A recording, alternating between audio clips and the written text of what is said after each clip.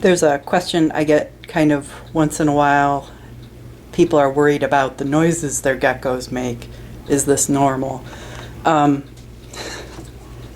was just going to move this girl off of the glass just to see if I could put her somewhere else. And when I was moving her, she started obliging me by making a noise. So I'm going to see if you can hear this.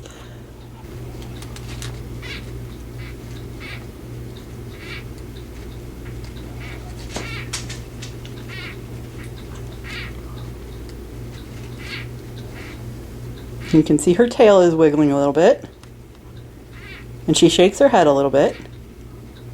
That's actually the sound females make when they want a male to leave them alone. So she kind of thinks that I might be a male gecko coming up along her side. She's not saying hi.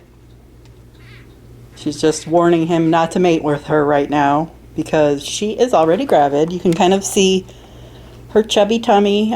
She's going to be laying probably within the next week or so.